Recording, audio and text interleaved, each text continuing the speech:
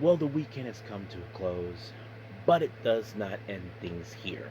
So today we're going to be reviewing 5 events in the world of pro wrestling. Of course, the first one is Ring of Honor Death Before Dishonor. This is their much latest pay-per-view, of course. It features the 0 hour, but also, of course, the championship matches and special matches. So we're going to go from A to Z on this one. And then we move on with MLW Fusion, of course, featuring a battle royal, the MLW National Openweigh title on the line, and plenty other things as well. And then we move on, of course, with AAA, with more matches taking place as they're on the road to Triple Mania and sort of things. And things are a bit chaotic, but of course, the main event features Penta, of course, taking on Bronco Lima, but with a very interesting stipulation. If Penta loses, he will have no choice but to join his old faction, Los Perros de Mal. But if Bronco Lima does not succeed, well, he's eventually going to be out. So you can tell how that's going to turn out anyway. Then we move on, of course, with AEW Collision, featuring with more of the Continental Cup matches and plenty other things as well, as they're on the road to All In. And then, of course, finally, TNA Lockdown. This is one of their bigger pay-per-views that feature most of their matches in steel cages, which is going to be a lot of fun. But we will review, of course, the countdown to it, which is 4 matches before lockdown, and then we move on to the main ones, and that's going to be a lot of fun. And then, of course, as always, we wrap up our episode as usual with some news updates, give you guys updates on what's been happening in the world of wrestling, such as what events the promotions are thrown out, who's booked, what matches are set, including developments that are happening in the world of wrestling as we speak. So, let's get ready with another episode of the Deleted Wrestle Zone.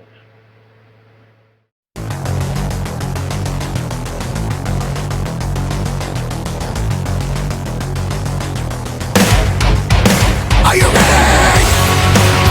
Get up, get up! Get up, get up! Get up, get up! Get up, get up! Get up, get up! Get up, get up! Hey everyone, welcome to Deleted Wrestle Zone, all things that is pro wrestling with AEW, NXT, New Japan Pro Wrestling, TNA, the National Wrestling Alliance, various promotions, wrestlers, matches, and championships. I am your host, J-Rod here. So, if you are new to the channel, welcome. This is a channel we do a lot of pro wrestling reviews from various promotions, not only here in the United States, but also in Japan, Mexico, Canada, Europe, the UK, anywhere pro wrestling is not as big, but it continues to grow. We even, of course, do discussion videos, talk about various topics such as the wrestlers themselves, the promotions, factions, storylines, whatever we want to talk about. We even, of course, do more news updates. If certain information was unable to be on this episode, we can either put it on the next one or on a separate video by itself. We even, of course, do some real-time news updates to keep you guys on alert if something has happened in the world of wrestling that needs to be addressed ASAP.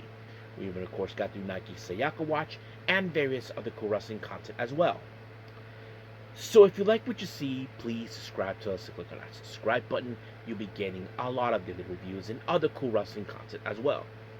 But if you like this episode, please give us a like on the like button or a nice comment in the description down below. Now, enough of the jibber jabbers. School is in session, so let's begin, of course, with Ring of Honor Death Before Dishonor.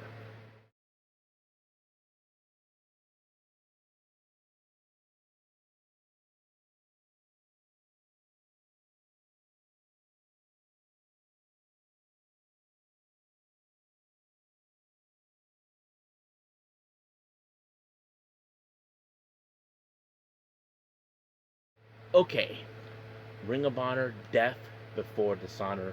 This is their latest, of course, pay-per-view that came out. This happened on the 21st of August, in case anybody asked, and this one is at the 2300 Arena. Now, let's start with the 0 hour matches, which is like their pre-show matches, as they would call it. First, we have women's tag team action. We had Britt Vixen and Viva Van teaming up. They take on Mina Shirakawa, and of course, she's your queen to be. Yep, Queen Aminata. Now, we have seen Mina and Queen Aminata. They have been a very fantastic tag team. I mean, they should definitely be one of those teams that go face for the AEW World Tag Team belt, or unless they want to build a women's tag team belt in ROH. I don't know, but they should do something like that. But I would love to see them, and they are a very good cohesion team. And as for Vixen Mina, the same thing. But I think the heavy favorites has been Mina and Queen Aminata. But it was Mina that picked up the win when she applied a diving tornado DDT onto Vixen, and just like that, 1, 2, 3, boom, over. So that's all she wrote, folks. Now, my world, of course, as you know, our current TBS champion is, of course, putting out a promo talking about how, as you all know perfectly well, that she'll be facing, of course, Will and Now for the AEW Women's World Title, which is something we will see. Even though they respect each other, they like each other, but when it comes to something like this, that's where they put their feelings aside and proceed for that. So we'll see what happens at Collision. Now, our next match, we have Adam Brooks, who recently made his ROH debut not too long ago. He faces against El Phantasmo, and I thought it was a pretty good match. I mean, I wasn't too sure. Now, I know that Brooks is a veteran wrestler. He knows exactly what he's doing, but however, El Phantasmo got the best of him when he applied the Thunder Kiss 86, and just like that, 1, 2, 3, boom, adios. Now, our next match is a three-way match. We have AR Fox versus Soleil versus Commander. Now, we know this type of match, it's going to be a high-flying spectacular. I mean, these guys are amazing high flyers. It gets crazy. I mean, you don't know how this is going to be, but when it comes to three ways, it gets chaotic. I mean, you don't know how this is going to be. But in the end, it was a Commander with that shooting star press off the ropes, and just like that, 1, 2, 3, boom, he picked up the win. Now, our last match involving the 0 Hour, we have the Don Callis family, consisting of Brian Cage and Echi Seto, taking on Busta and the Brain. I mean, Jordan Oliver and Alec Price. I have to say, it was a pretty good match. Now, I mean, we have seen how Alec Price and Jordan Oliver has been bringing in doors down, not only in ROH, but also in AEW. But they picked up wins here in Ring of Honor a bunch of times. But they have to face against a team that are proving their dominance on both AEW and Ring of Honor. And of course, unfortunately, Echi Seto was the one who picked up the win when he pinned Alec Price. And just like that, 1, 2, 3, boom, it was done. Now, our next match is our first official match of the main card. It's the ROH World 6-Man Tag Team Belts. We have Lethal Twist, consistent of Jay Lethal, Lee Johnson, and Blake Christian, taking on the Outrunners, Truth Magnum and Turbo Floyd, and of course Dalton Castle. Now, this match came about due to the fact when after Blake Christian lost to Bandito, they made a decision to go after these belts. Now, some of you may question, why would they go for these? Easy. Whoever holds these belts are in fact the dominant faction in, of course, ROH, and that's exactly what it was about. And of course, the Twist will do nothing as possible. They will do whatever it takes to get these belts, and that's exactly what they did when, of course, Blake Christian used the ropes to pin Turbo Floyd, and just like that, 1, 2, 3, brand new Ring of Honor World 6-Man Tag Team Champions, which is a very controversial thing. Now, they can say they won fair square, but we saw that. Referee didn't see it, but it is what it is. Our next match is the ROH Women's Pure Title. Steph Delanders making her attempt on this match against Deonna Purrazzo. Now, Deonna Purrazzo, as you know, took this whole thing with Steph Delander claiming herself to be the best pure wrestler. But Deonna Purrazzo took that as an offensive, saying, you don't know nothing about it. I mean, we have seen Deonna, how great and capable she is as a pure wrestler. And that's exactly what she did. She put her in the Venus de Milo, and just like that, she tapped out. It's over. That's all she wrote, folks. So, she retained the title. So, basically, still undefeated from that. Now, our next match is the ROH Women's World Television title in a four-way match. Sky Blue versus Zeta Steel versus Marina Shafir versus Red Velvet. Now, obviously, recently we have seen Zeta Steel and Red Velvet team up on two occasions recently on ROH. They face, of course, Sky Blue and Marina Shafir. But however, the last match these guys went on, well, Shafir and Blue picked up the win on that. But this time, anything goes. And of course, there was going to be some team ups taking place. And then, of course, the alliance is cut short.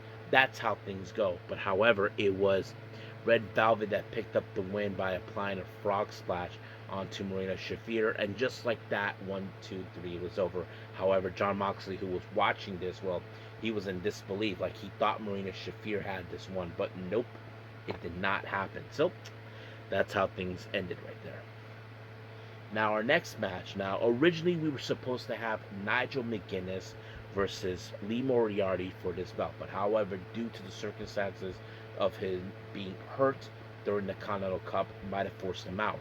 However, a replacement has been settled, and that is, of course, the former Pure Champion, Katsuyori Shibata. And I thought it was a pretty good match. I mean, Shibata, we know exactly what he's capable of as a wrestler and all this. But in the end, it was Lee Moriarty with the bridge onto him. 1, 2, 3, boom, adios. Now, we did see an interview with Dark Order. Now, recently, there's been a lot of this agreement between Alex Reynolds and Evil Uno towards John Silver with the idea of bringing Preston Vance. Now, obviously, we haven't forgotten what happened 2 years ago. Preston Vance betrayed the Dark Order, and John Silver hasn't forgotten. But however, Preston Vance is determined to prove that he has changed, that he's willing to do just about right. But of course, John Silver was not having it. We don't know how this thing's going to turn out from anyway, but we'll see. Now, our next match is for the ROH World Tag Team belt. We have the former champions, LFI, consisting of Beast Mortos and the Spanish God, Sammy Guevara, versus the Kingdom, consistent of Mike Bennett and Matt Taven, or as they call themselves, Michael Bennett and Matthew Taven, because they're taking this whole crap with the AI way too goddamn serious. They face, of course, Top Flight, of course, Dante and Darius Martin, along with the current tag team champions, Místico and Máscara Dorada. But however, earlier we did see a bit of a temporary alliance between both LFI and, of course, the Kingdom, in hopes that one of these teams will come out on top to win the belt, and that's exactly what happened. But of course, things got out of control in the end. But in the end of this match, it was Místico with the Spanish fly onto Dante Martin, and just like that, 1, 2, 3, they retained the belt. However, of course, they were attacked by the Don Callis family. Of course, the Don Callis family, with their huge ego, trying to prove the dominance. But thank God, with many of the locker room within the back showed up to teach everybody a lesson. So we'll see how things progress in the tag team division in ROH. Now, our next match, this is going to be a play-in match for the AEW Continental Cup. Now, many of you may have heard that Eddie Kingston has officially been withdrawn for this, so they're looking for a spot to fill in the following day on Collision. We have Adam Priest versus Daniel Garcia. So it was a pretty good match. I mean, personally, I think Adam Priest would have been a good choice, but Daniel Garcia pulled it off when he applied a Scorpion Deathlock by ranking it backwards even further, and just like that, boom, tapping out by Adam Brooks, Daniel Garcia picked up the win. Now, of course, Shane Taylor Promotions are very happy and pleased with the fact that Lee Moriarty is still the ROH Pure Champion. So as you can tell, how things are going to go. But we'll see what happens down the road with these guys. Now, our next match, this is the ROH World Television title in a fight without honor. Now, for those who are not familiarized with this, as you know, when it comes to Code of Honor, you shake hands with each other. If you fail to shake hands, that shows you have no honor. But this one, it's where you have to go balls to the walls. You can use whatever plunder you have, like tables, ladders, and chairs. But this is between two former teammates, now enemies. We're talking about Action Andretti and the champion, Leo Rush. Now, Action Andretti had a problem with Leo Rush getting himself involved in this title match recently, of course, which allowed him to win, and that was the big problem. But this time, there was a lot of plunder taking place. If you guys noticed, Leo Rush dressed up like Sabu, paying homage to him. Then we saw a lot of plunder, cuts, and all that. But however, we saw Hook show up helping Action Andretti. Same thing with Anthony Bowens. But unfortunately, this ended with Action Andretti applying lights, camera, action, and just like that, Action Andretti is the brand new ROH World Television Champion. So we'll see what happens down the road with them. Now, our next match is the ROH World Title, Nick Wayne versus Bandito. I thought this match was pretty crazy. I mean, Nick Wayne bleeding out. He was trying to prove that this is his time due to being young and all that. But Bandito, his experience has been a great factor in his life. But it was Bandito with the crucifix. And just like that, 1, 2, 3, adios, compadre. Now, our main event is the ROH Women's World Title. We have Azuki from Stardom taking on Dia. This was a very intensified match. I mean, these ladies went all out, tried to take each other out. But of course, Billy Stark got involved. The referee was out. Became a 2-on-1 scenario. But of course, Azuki fought. But unfortunately, there was moments where Athena, she thought she had this match won until she applied the O-Face. And just like that, 1, 2, 3, boom, she retained the championship. Now, I'm sure many fans are been commenting recently how they want to see someone new. And I agree. I mean, we should definitely drop this whole act of her being the forever champion and put someone else at the helm. But we'll see how things go from there. But for now, we are done. Let's move on with our next review, MLW Fusion.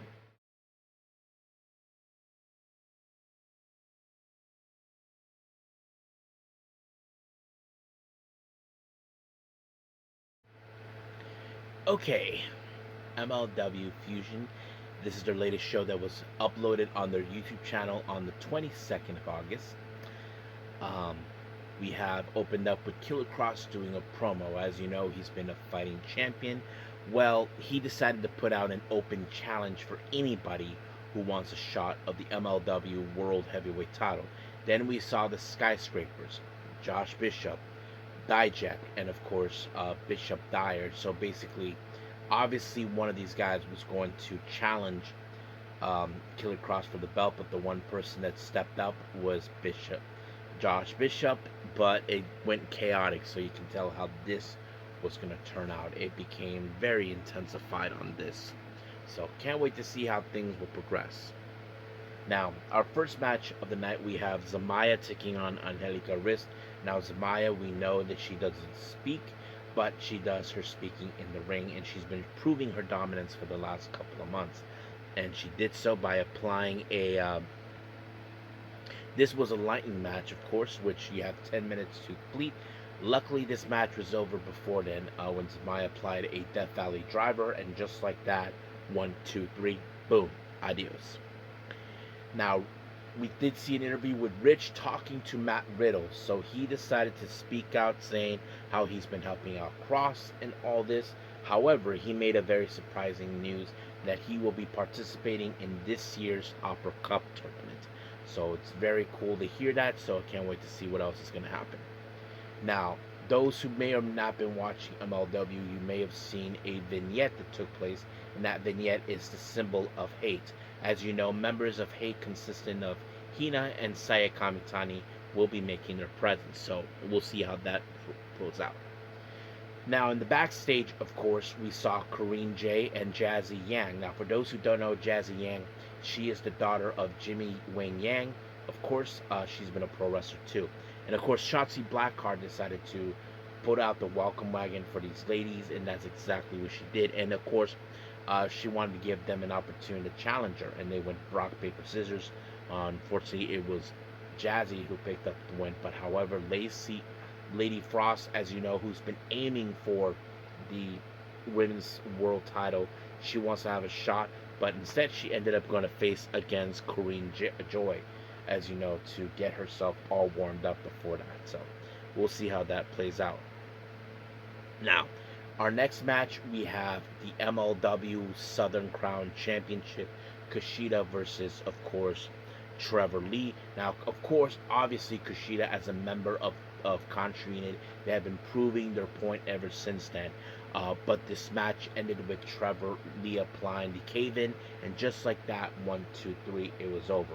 However, all hell broke loose once again with the arrival of Country Unit, sending a message saying that they are in control now of MLW. Now, this was not the first time these guys have done something like this, and this is the last thing that everybody in MLW needs, is Country Unit taking over.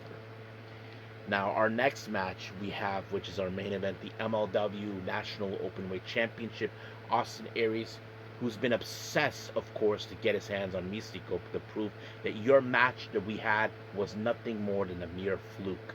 And that's exactly, he wants to prove his point that that match never really happened. And that's exactly what it takes. But however, he's defending his belt against not only one, but two people, Mystico and Averno. Obviously, Averno and Mystico have also been rivals back in CMLL. And of course, there was going to be a team up between Averno and Austin Aries, but in the end we did see Austin Aries remove Mystico mask, and then he used that when he pinned did apply the brainbuster on Alverno, and just like that, 1, 2, 3, boom, it was done. So we'll see what happens next week. I mean, I'm sure Mystico will love nothing more to get a piece of payback against Austin Aries. So let's just wait and see. But for now, we're done with MLW. Let's move on with AAA.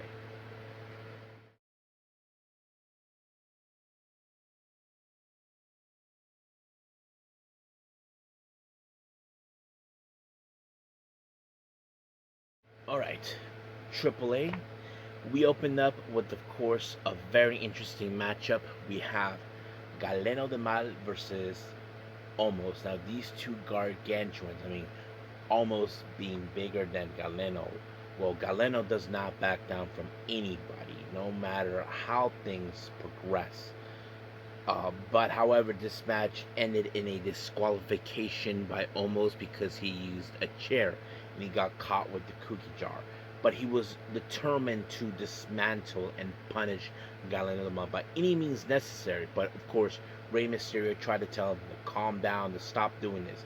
But Omos put his hands on Rey Mysterio, attempting to chokeslam him. But thank God for Dominic and Dorian Ordan to put him down, because he knows this is going to cause a problem. But of course, Rey Mysterio, when he got out, he told him that he is suspended for putting his hands on him for no reason. So we'll see what happens from there. Now, we did see in Rey Mysterio's office, he was talking to Lady Flamer, who is the current AAA Reina de Reinas champion. For those who don't understand the translation, it means the Queen of Queens. However, of course, Lady Flamer thought she was not going to participate in Triple Mania, like taking a week off. However, Ray did told her that he had a better idea. How about if I have a pick, since you've already been a champion for almost 1,000 days, let me put up a gauntlet match to see who will be your next opponent in Triple Mania. So basically, he's saying you don't have to do anything. You just have to wait till Triple Mania. So she was okay with the idea. And then when they were leaving, he called La Hiedra, who is in fact with Lady Flamer and Marvela together as a Toxica, as he wanted to talk to her privately. Now, I'm not sure what this was about, but however, a part of me would think that he would put her in that gauntlet match. I don't know if that's something that Ray would do, but a part of me would think that maybe he was trying to put in a good word for JBL, because JBL told Rey Mysterio that he wants to be a member of the Toxicas, but they did not want him. So I don't know if he's trying to put in a good word for that. So we'll see. Now, our next match is a #1 contendership for the AAA World Tag Team belts, which is currently in the possession of the War Raiders. We have LWO, Joaquin Wild, and Cruz del Toro versus Money Machine, consistent of Gara de Oro and Colmillo del Plata, versus Psycho Circus, consistent of Dave the Clown and Murder Clown, versus Los Americanos, Bravo Americano and Rayo. So obviously this is going to be a chaotic match, because you know how this type of situation would work. But it was a very fun match, I'm not going to lie. But it was pretty good. There were some good spots in this, but in the end, it was Bravo who picked up the win onto Wild. And just like that, 1, 2, 3, they are now the number one contenders for the AAA World Tag Team belt. So we'll see how that plays out too. Now, our main event is Bronco Lima versus Penta. Now, the stipulation for many of you, if you paid attention earlier, if Penta loses, he will have no other choice but to join Los Perros de Mar, who is a former member, along with Daga. But, of course, Bronco Lima was going to turn out the heat, try to put on the paint onto him, but it was Penta who pulled it off when he applied an inside cradle, and just like that, 1, 2, 3, boom. Just like that, it was over. But in the post-match, well, you can tell the dogs were not satisfied with, of course, how Bronco Lima lost, and he was kicked out. And then, of course, Penta got involved in this and that, and then they started beating him up. Ray Phoenix even showed up to back his brother up, and then, of course, Dragon Lee.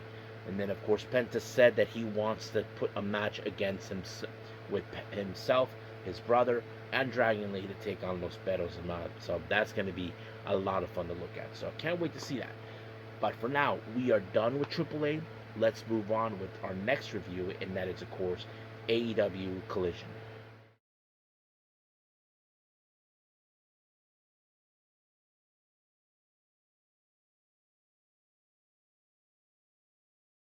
Okay, AEW Collision. We opened up with, of course, with the quarterfinals of the Continental Cup.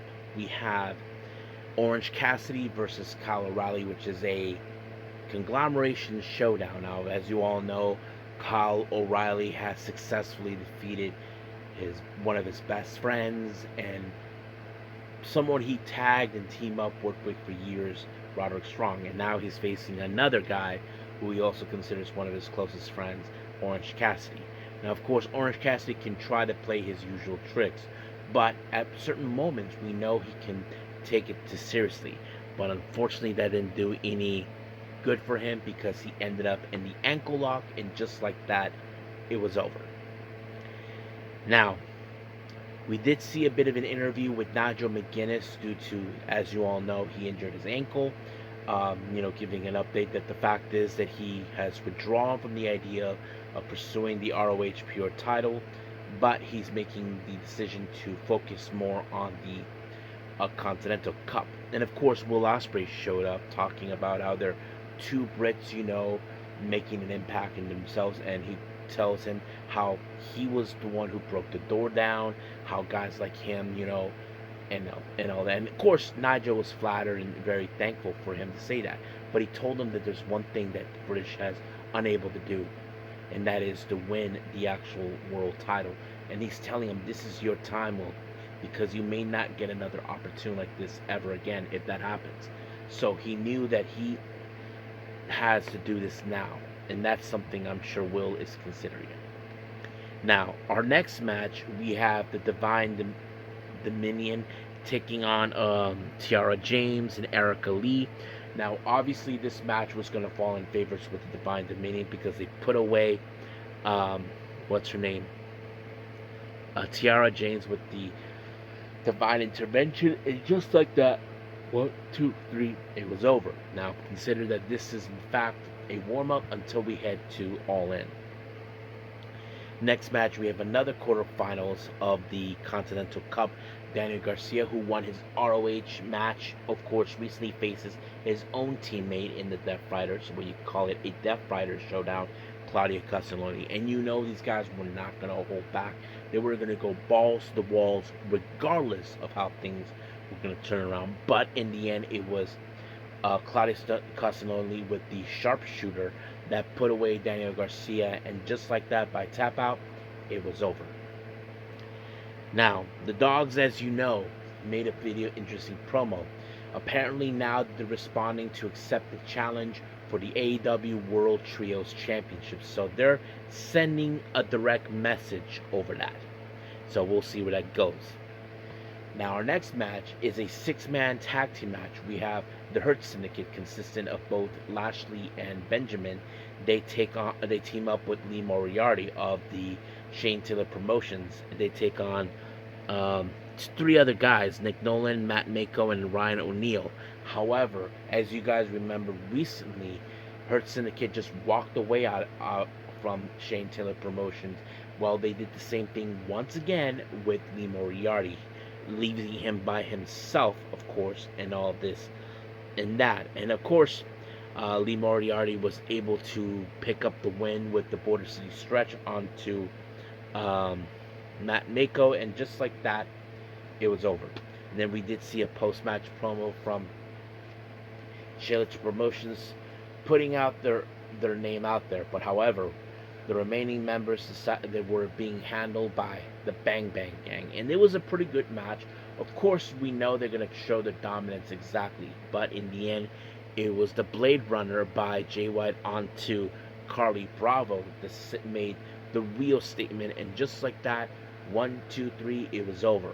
However, now, as you all may or may not remember, the Bang Bang Gang used to be World Trios champions, but they had to relinquish them due to the fact of Jay White being injured. And now that he's back, he's reclaiming them. So, obviously, this is all about the AEW World Trios belts. So they put themselves in the name. Now, we did have an interview with the conglomeration. Kyle O'Reilly, as you all know, will be facing Nigel McGuinness at Glassglow and during AEW Dynamite, which I can't wait to review. And then Willow, of course, will be ready for All In because she is ready for it. I mean, she's been prepared, like missed out on Owen Hart tournament, all this other stuff. So now she's ready for that. Now our next match, we have Nick Wayne versus teaming up with Tommaso Ciampa, taking on Commander and Mike Bailey. Pretty good match. I mean, there were some good spots, but in the end, it was Nick Wayne that pinned Commander, and just like that, 1, 2, 3, boom, it was over. Now our next match is the AEW Women's World Title. Maya World gets her opportunity against Willow Nightingale.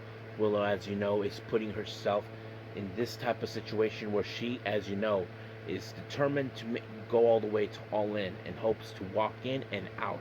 But first she has to get through Maya World. Now remember, she did state it to Maya, if she does become the AEW Women's Champion, she'll give her a crack at it, and that's exactly what she did. But in the end, Willow applied a backslide onto her, and just like that, 1, 2, 3, boom, she retained the belt. So we'll see what happens in Dynamite all the way to All In. So stay tuned for that. But as of right now, we are officially done with AEW. Let's move on with our last and final review, TNA Wrestling Lockdown.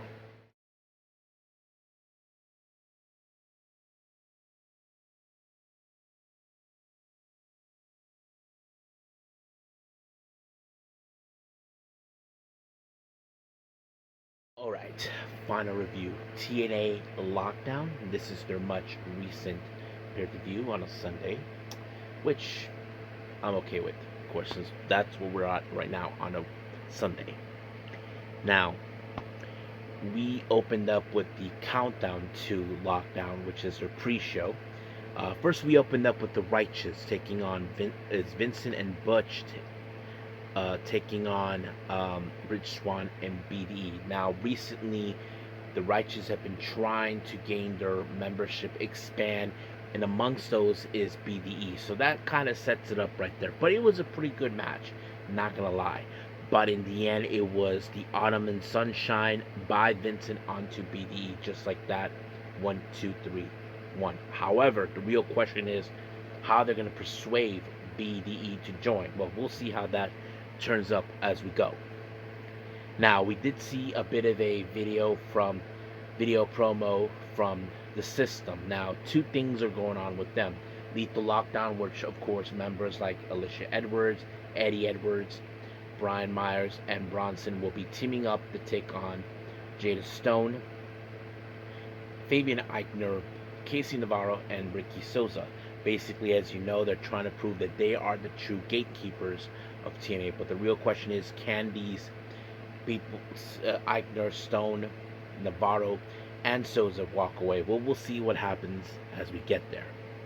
Now, our last match involving the countdown, we have Agent Zero versus Trey Miguel. Now, of course, Trey Miguel had his declaration to deal with the Order 4 before, not to mention losing International Championship towards um, Mustafa Ali, but Trey Miguel was able to survive it, of course, when he pinned Agent Zero, and just like that, 1, 2, 3, it's over. However, records had now shown that Agent Zero has now lost his undefeated streak. So this is good news because it shows they're not playing games here. Now let's jump it to the main event, the main card. Now from here on out, all matches are in a steel cage. Basically, that's how it's gonna be. Of course, obviously, you can if there's a match involving escape, it's escape, or pinfall submission, that sort of thing.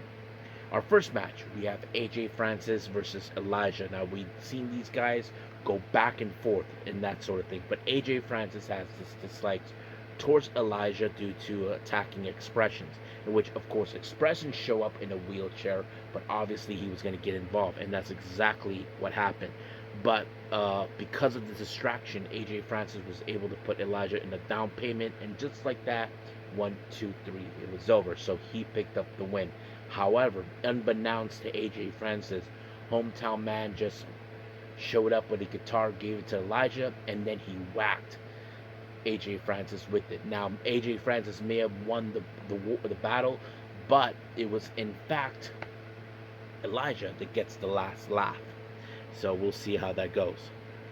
Now, ahead of the Knockouts tag team title match, Allie has been unable to find Rosemary still unclear. However, it was revealed that she was injured behind the scenes, so that's why they're telling that story. So she's been trying to find a partner, but she says she found one now. It's still unclear who it was. And that's where we head, because the Elegance brands are trying to reclaim what is rightfully theirs. And that's exactly what happened. But however, Allie showed up with her tag partner, and it turned out to someone who she knew from her past. And that is someone who also has history there, Kiara Hogan. So she showed up too. And she is the tag champion, which was the last thing she needed. However, they had a game plan to isolate Allie by handcuffing her to the steel cage, but that did not do any favors for anybody, because in the end, well, let's just say that Heather was that stupid, decided to handcuff Allie from the outside, while M was alone with Kiera Hogan, and just like that, 1, 2, 3, boom. Allie retained the belt, and Kiera Hogan is a TNA Knockouts Tag Team Champion. So that's how it turns off the heat right there. Now, our next match, we have Moose versus Frankie Kazarian. So obviously, this was one of those matches where Frankie has been known as one of the pillars of the earlier generation of TNA. As for Moose, he has been the franchise of the company for the last 10 years. So you can tell a generational gap right there. And of course, that's where this match led. Now, Frankie, of course, tried to play smart, but unfortunately, it was Moose that messed up when he speared Frank Kazarian through the cage, and somehow he walked away with the win, just like that. So it was rather dumb in some capacity. Now, our next match is the TNA Knockouts World Title. Elena Black versus Xia Brookside. Now, Elena Black, from day one since arriving to TNA, well, let's just say that she's been aiming for the TNA Knockouts World Title, and Xia Brookside has preceded her as a threat. So basically, that was the whole point of it. I mean, man, Xia Brookside tried to make her bleed out too many times, but in the end, she used powder in the eyes onto Elena Black and then rolled her up. 1, 2, 3, she retained the belt. However, Elena Black mentioned in her exclusive interview, this is not over, that she will obtain the TNA Knockouts World Title. So we'll see where that leads. Now, our next match, we have, of course, the TNA International Championship. Mustafa Ali cashes in his rematch clause, faced against Jason Hodge. Now, of course, Mustafa Ali was still pissed with the fact that Jason Hodge decided to go up against him, and he wants to reclaim what rightfully is. And of course, we did see Tasha Steelz try to help out, because in a way, this was unfair how things were turning out for him. And then Moore tried to get involved, but however, we did see the stuffed animal that belonged to Hodge's daughter got involved, playing mind games once again on using Hodge's family as a as a way to do that. But however, it was Mustafa Ali that picked up the win by applying multiple 450 splashes, and just like that, 1, 2, 3, boom, he retained the championship to prove his dominance once again. But Jason Hodge was there to help. John Scott was there to help out Jason Hodge. So we'll see how things roll with the Order of 4 on this Thursday. Now, Gia Miller was, of course, on top of the ramp, revealing her next interview, and what we did not expect was Avery Styles, who is the son of AJ Styles. Now, obviously, we know that AJ Styles has been well recognized in TNA, and Avery Styles has announced that he is officially signed with TNA. However, he was later interrupted by Frank Kazarian, someone that his father knew, so you can tell how Frank is going to be in for this, but we'll see what happens. I wouldn't be surprised if his first opponent will be Frank Kazarian, but we'll see. Now, Daria Ray, as you know, was on the phone with someone. We don't know what's going on. We know that Daria Ray was not happy with certain results that happened. Like, for example, Harley Hudson, who survived and managed to remain with TNA. So, I don't know what that was about. So, we'll see where that leads us.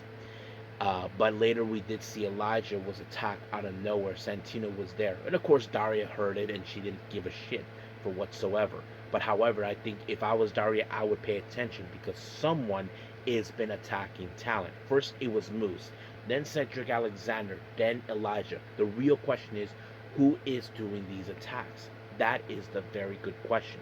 If Daria does not do anything, that means she is not doing her job. Now, our next match is the semi-main event, the Lethal Lockdown. Now, this is a special match that many people may or may not have heard. The idea is this: there'll be multiple people. Either it's a 8-man or a 10-man tag team match. However, you'll be going into intervals. One guy will go in, and then the opposing team will go in, and then, of course, so on and so on every 2 minutes. However, the match does not officially start until all people are involved. And that's what happened. We have, of course, the system. Bear Bronson, Brian Myers, Eddie Edwards, and Alicia Edwards. And the opposites, we have Fabian Eichner, Ricky Souza, Casey Navarro, and Jada Stone. And I thought this match was in blood, guts, and murder. But however, in the end, it was in fact, of course, a small package pile driver through the tables by Eddie Souza, and just like that, 1, 2, 3, it was over. Now, we did have the X Division Championship on the line. I messed up. We did have, of course, Leon Slater versus Cedric Alexander. Now, Cedric Alexander said if Leon Slater loses, his record will be officially erased from TNA. You see, the problem is Cedric Alexander feels that he is the prime. Leon is nothing more than a fraud, and that's what he claims. He wants to prove, Leon, you're nothing more than a fraud. You didn't win this belt by being lucky. I mean, he is lucky. He proved he was worth, and that's exactly. But of course, Cedric Alexander so desperately tried to prove his point, like, just stay down, stay down. He wouldn't do that. But however, Leon Slater played his own playbook, which is the lumbar check multiple times, and then of course the Swanton 450, 1, 2, 3, boom, it was done, just like that. Now, our main event is the TNA World Tag Team belts. The Menace brothers, Nick and Ryan, taking on the Hardys. Now, of course, this was going to be a match out of nowhere, and it was crazy enough to see. I mean, there were a lot of moments where things were going crazy. There was going to be a lot of plunder. But in the end, it was Nick Menace with the Danger Zone that picked up the win onto Matt Hardy. And just like that, 1, 2, 3, boom. Brand new TNA World Tag Team Champions. However, the event was not over. Leon Slater showed up. Now, for those who are not familiarized with this, the X Division Championship has a thing called Option C, meaning that you have the right and option to challenge for the TNA World Championship. And it all began with Austin Aries, who started it. And many wrestlers have done it before. Chris Sabin has done it. Josh Alexander has done it. And a few others. But it's also one of those things where, of course, Leon Slater wants to cement his legacy in TNA. So it's very common how this was going to turn out. So We'll see what happens this coming Thursday. So we'll see. But for now, we are officially done with reviews. Let's move on to our last and final thing, news updates.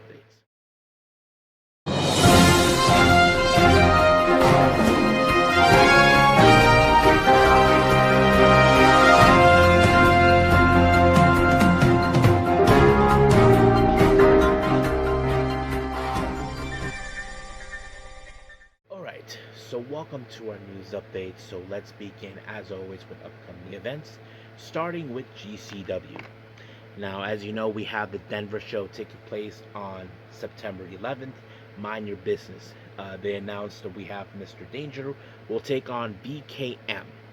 And then, of course, as you know, we have the upcoming The Last Frontier, the sequel, which is going to take place in Anchorage, Alaska on the 3rd of October. And they just announced the King, MDK, Nick Gage, will be participating.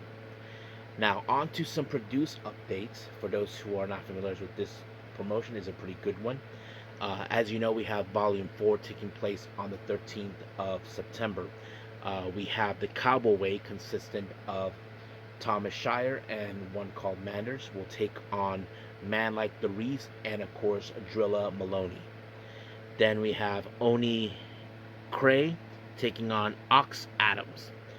Marco Stunt taking on Terry, don't know how to pronounce his last name, my bad.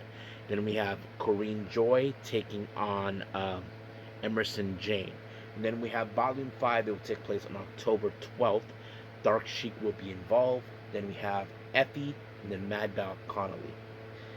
Now, Kitsune Women's Wrestling, as you know, they have their upcoming event by the end of this month. Kamiyu Goes to Hollywood, which is named after Yuki Kamifuku. They just announced Mei Shuga will be participating. However, it was also announced that Mei Shuga will be having her one-on-one match against Viva Van, which is going to be a lot of fun. Now, as you know, we have the upcoming AAA show in Edinburgh, Texas. I think that's the name. For this coming Sunday, called Ola de Calor. Ola de Calor, and they announced this guy named El Carnicero, which is, of course, Drake Monroe, who is that character that's been attacking Psycho Clown recently. So yeah, that's pretty much what's going on from there. Now, as you know, we have the collaboration between Action Wrestling and Produce for Dean Sunday School on the 13th of September. Loki versus Carl Malenko. Then we have the Action Tag Team belts. Top Team will take on the Infantry. Then, as you know, we have AEW. They just announced a very big news. Grand Slam France will be taking place in Paris on the 6th of October, which is really good. I'm glad that AEW is spreading it out the market. Now, last time WWE did something like this, but I'm happy for them. And then finally, as you know, we have the ETU Marcus Matters All I Want for on the 14th of September. At the Mecca, they just announced Avery Styles will be participating. Now, on to, of course, some developments. Recently, New Japan's and the current IWGP Heavyweight Champion Yota Tsuji made his way to Vietnam Pro Wrestling in Vietnam. So basically, there's a wrestler who is the current top champion named Aries.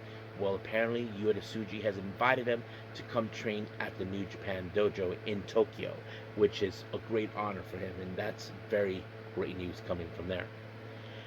Now, as you may remember, I mentioned Avery Styles is not the only one who got signed with TNA. So did Joe Alonso, so he is another name that's been mentioned. Now, many of you may or may not remember this particular person who used to be part of AEW. Shana, who is a French wrestler, well recognized in the wrestling world. She's also the first foreigner to become the high-speed champion. She was part of AEW for a while until, of course, she was let go due to her being doing something bad. Well, she just announced that she is pregnant. She's already far along, like you can still see the belly bump. But congratulations, Shayna. I don't know exactly what the gender of the baby is, but yes, congratulations. We have Missa Kate. It was revealed that, recently by Fightful Select that she attended TNA Lockdown. Now, it's still unclear whether she'll be signed with the company. Only time will tell. I'm sure the TNA are looking for more talents. I know they mentioned about bringing in more female talents, but we'll see. Now, on to some more developments. Bryan Alvares talked about Tony Khan about not, um, how to say, cutting people in AEW, instead he just letting the wrestlers' contract expire. And this is what he said. There's a lot of people that ain't doing nothing right now in WWE. We have no issues cutting people. We're aware of that. Tony Khan doesn't like to play the bad guy. He also doesn't like to cut people. He just pays them to do nothing for months on end. There's a lot of AEW contracts he's not going to cut. There's going to quietly expired, probably like a lot. There's going to come a time where maybe a year, 18 months down the road, where there's going to be a lot of people available. There's definitely people in AEW that would like to go like out, and he won't let them. So they just sit home waiting the wrestler. They get paid, they never get used. Now, we have seen something like that similar, but I don't know. We'll see. Uh, you may guys remember this person, Sherilyn Guerrero, who is the daughter of the late Eddie Guerrero. As you may have known, that she talked about Mercedes Moné. For many of you who know this, Mercedes Moné grew up watching Eddie Guerrero. She actually applied the Lightsteed Shield, but she said this about her. I would love to get in the ring with her. I feel like she has so much knowledge and wisdom over all these years. And I also feel like she's a great chain wrestler that could teach me some cool reversals or give me a real good fight in the ring. And then the fact that she does love my dad, it would be such more passion with our fight. You may never know. I have to say it would be interesting because we know that she's a fan of her dad. Obviously, I'm sure Mercedes will love nothing more. I don't know if she met her before, but we'll see. Moving on. Recently, there's been a very interesting development. Now, many of you may or may not remember, when WWE purchased AAA, they had one thing in mind other than making some great content of wrestling going on. Their idea is to try to grab many CML wrestlers to defect to AAA. However, amongst them, they had their eyes set was Soberano Jr. Now, Soberano Jr. has revealed that he received calls coming from Undertaker and Triple H. However, he did stated that he ignored those phone calls and all that. Now, I think some people, especially those who are loyal to WWE, are saying, is Soberano really that stupid? Well, it's all about loyalty, boys and girls. And this is what he said. I'm not interested in the calls from men who roll their eyes and splash water. I'm loyal to CML. The homeland isn't for sale. So basically, he shows his loyalty to CML. I know what some people are going to say. F loyalty. It's all about the money they can make. Some people prefer loyalty. Now, finally, Tomoka Inaba. Well, this was reported by GTO, Just Tap Out. Tomoka Inaba will be taking approximately 1 month off after particular in the 9/5 in Amari due to neck maintenance. She will not be participating in the matches on the 21st, the GTO special, but signing session is scheduled. She's scheduled to return on the 10th of October, Yokohama event. We apologize for any concern that this caused to our fans and all related parties, and kindly ask for your understanding. So Tomoka and I was going to take a month off. I'm glad that she's going to try to take care of what she needs. I mean, health is important, guys. Keep in mind. So that's pretty much it for everything. So let's call it a day. Well, I hope everybody enjoys this episode. Coming up, well, I haven't decided yet, but however, I'm considering moving on to NXT. We'll see how things go from there. So we'll leave things that. But if there's anything else, I'll let you guys know as soon as possible. However, I am still working on the special episodes for keeping up, trying to catch up with the G1 and, of course, Stardom, of course, a 5-star Grand Prix. So we'll see. So until then, I will see you guys in the next DWZ time, same DWZ channel. I must bid all of you adieu. So, goodbye,